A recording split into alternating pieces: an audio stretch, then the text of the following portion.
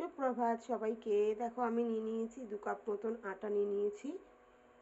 এর মধ্যে নিয়েছি দেখো মৌরি, জিরে, চিলি ফ্লেক্স আর নিয়েছি নুন। সবটা এর মধ্যে দিয়ে দিলাম। আর বড় চামচের 2 চামচ নিয়েছি সুজি। আর একটা বড় চামচ ভরে নিয়েছি ঘি।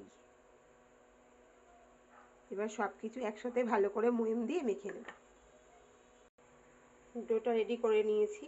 আমি একটু তেল দিয়েছি পরে, যেটা বলতে ভুলে গেছিলাম।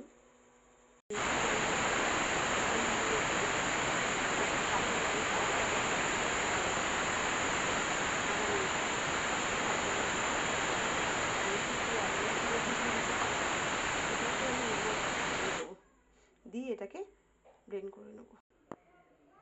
দিয়ে দেবো একটু ঘি, একদম সামান্য একটু ঘি দিয়ে দিলাম। আর দিয়ে দেবো একটুখানি হলুদ, আর দেবো একটু মৌরি।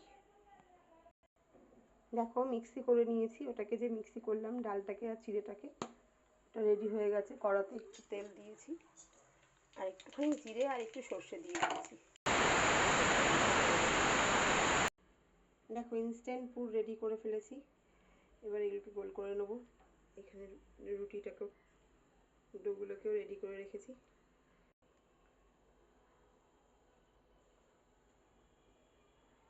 দেখো আমাকে এক হাত দিয়েই পুর ভরতে হচ্ছে। এরকম করে আমি সবগুলোকে পুর ভরে নেব।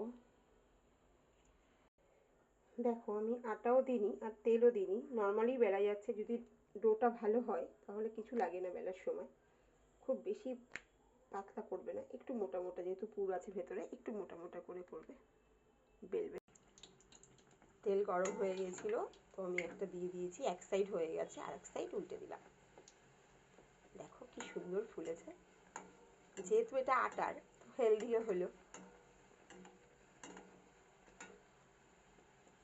একবার বানিয়ে অবশ্যই খেয়ে কমেন্টে জানিও যে কেমন হচ্ছে খেতে।